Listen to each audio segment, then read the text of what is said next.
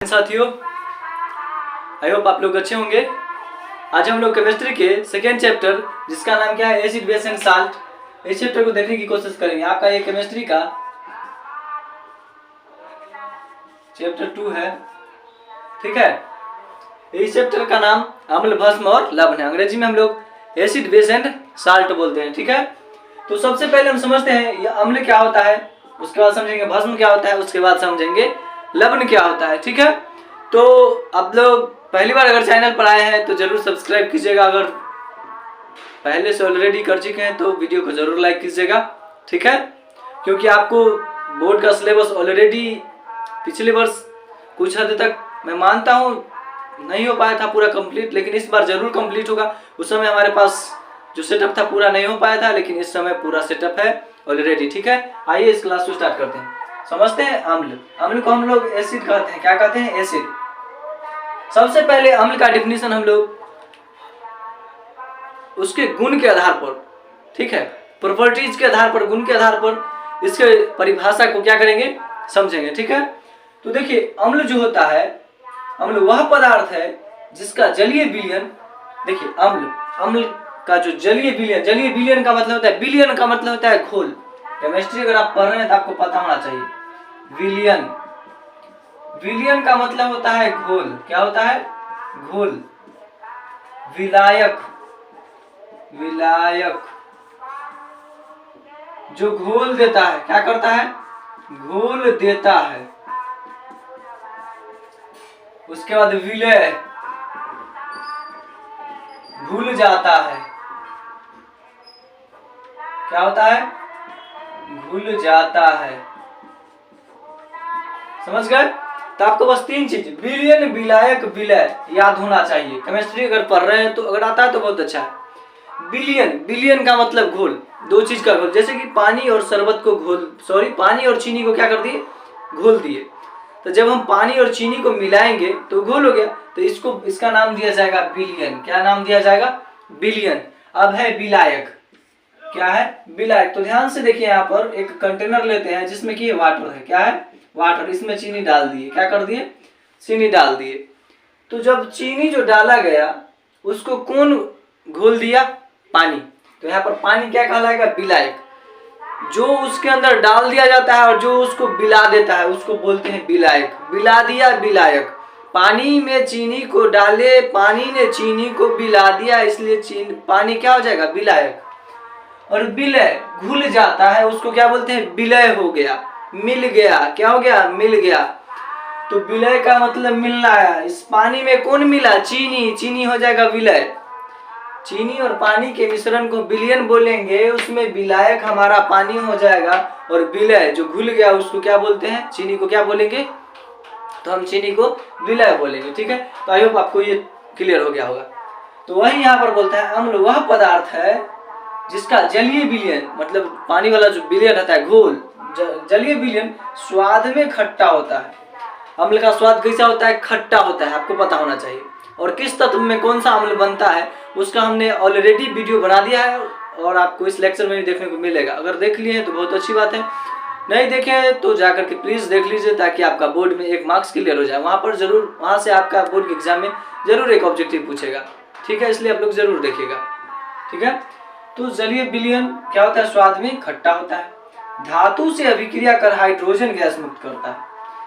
जब जैसे कि सोडियम, पोटेशियम, लोहा, ये सब क्या हो गया? धातु हो गया। तो जब धातु के ऊपर अम्ल को डालिएगा तो कौन सा गैस देता है? हाइड्रोजन गैस देता है, H, ठीक है। और आपको एक बात बता दे, अब बैटरी में आपको कौन सा अम्ल पाया जाता है? हाइड्रोक्लोरिक अम्ल, HCl। क्या पाया जाता है? HCl। कभी कभी देखते होंगे जमीन पर डालने के बाद जमीन खदकने लगता है। अम्ल के अंदर इतना शक्ति होता है, सोच सकते हैं। इसलिए जब धातु से अभिक्रिया अगर अम्ल करता है, कौन गैस देगा?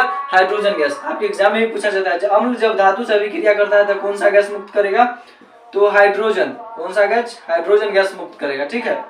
उसके बाद अब हम लोग समझते हैं भस्म। क्या होता है? भस्म। भस्म का स्वाद में कड़वा होता है।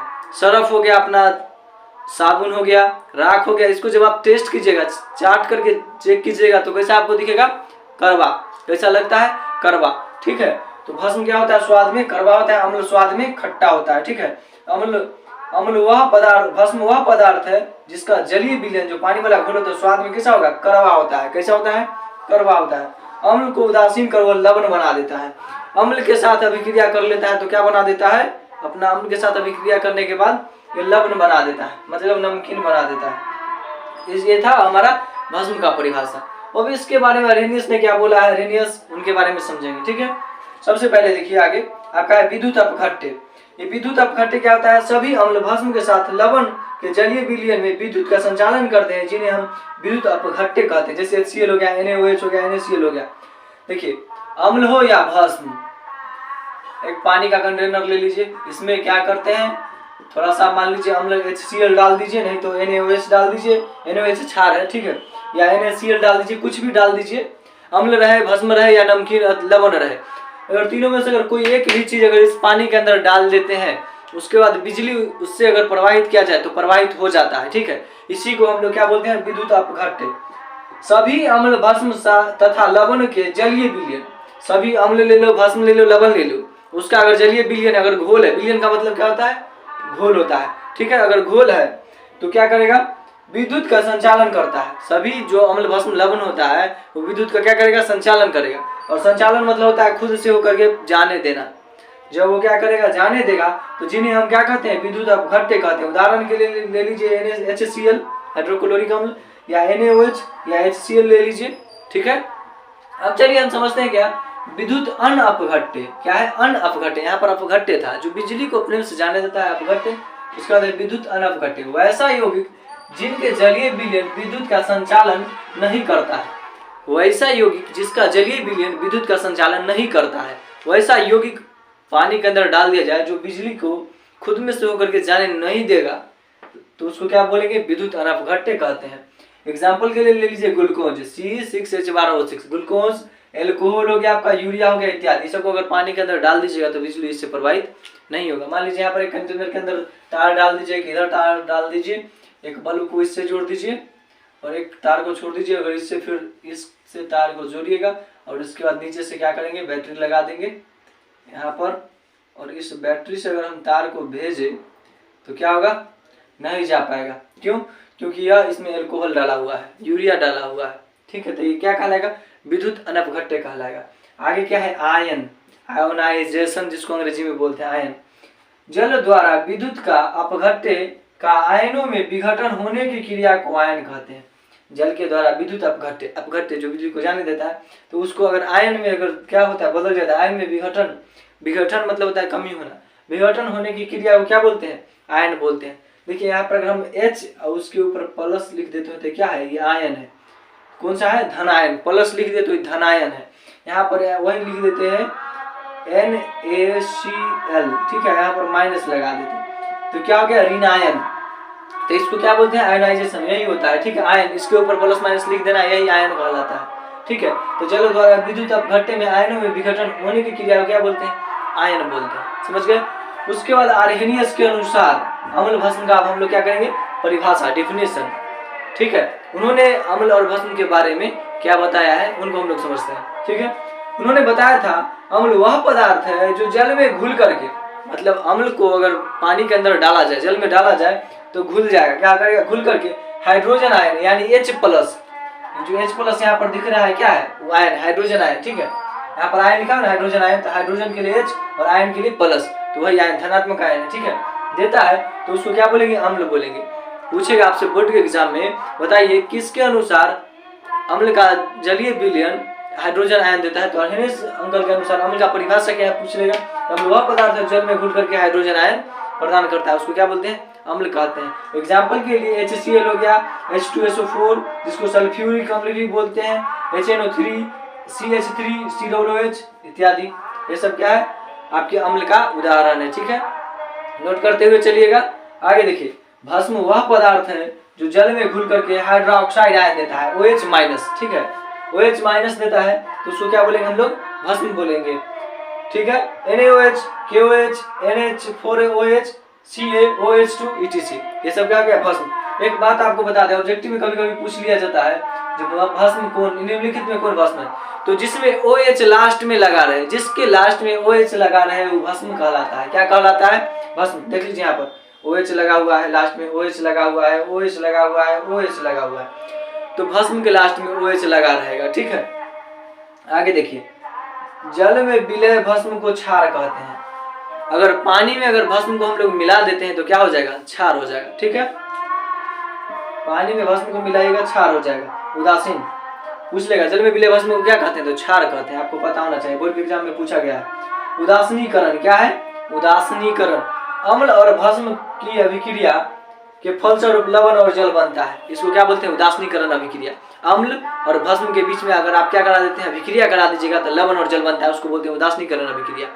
क्या बोलेंगे? अम्ल और भस्म के बीच में अभिक्रिया कराइएगा तो क्या बनेगा? लवण और जल बनता है। जैसे कि आपको बता दे, कड़वा चीज और खट्टा चीज में रिएक्शन कराइएगा तो नमकीन हो जाएगा।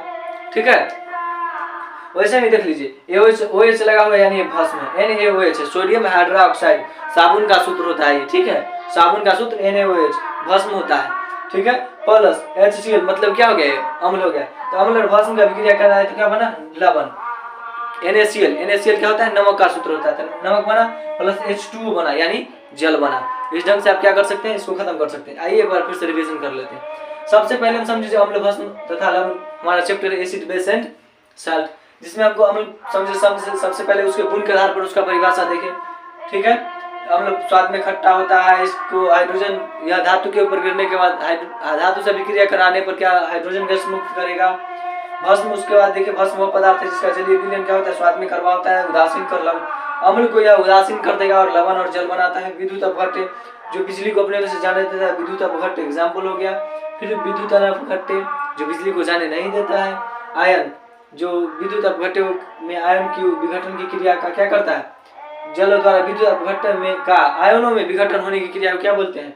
आयनन बोलते हैं।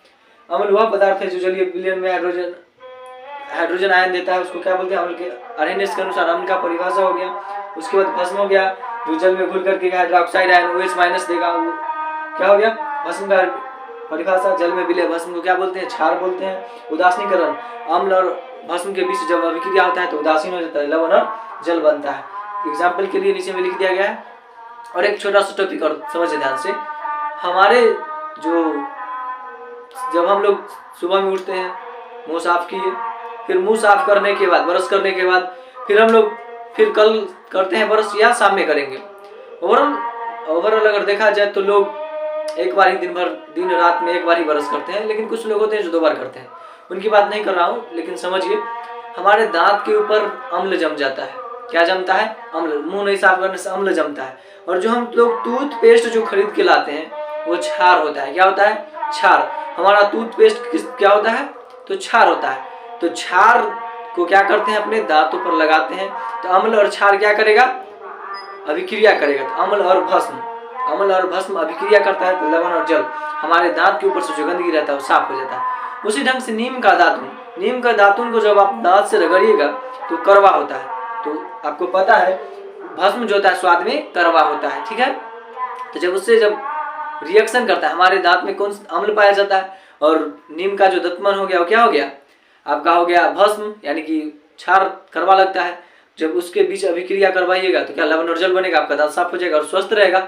ठीक है, यही था क्या। और इससे भी क्वेश्चन भी पूछा जाता है, जो हमारे दांतों पर क्या पाया जाता है? अम्ल पाया जाता है। हमारा जो टूथपेस्ट रहता है क्या रहता है? तो क्षार रहता है, या उसको भस्म भी बोल सकते हैं। ठीक है, किसका बना होता है? तो भस्म का। इसके नेक्स्ट लेक्चर को हम लोग नेक्स्ट क्लास में देखते हैं। मिलते हैं अगली वीडियो में, और लाइक करके जरूर जाइएगा। आप चाहे तो इसका स्क्रीनशॉट ले सकते हैं, take a screenshot for that.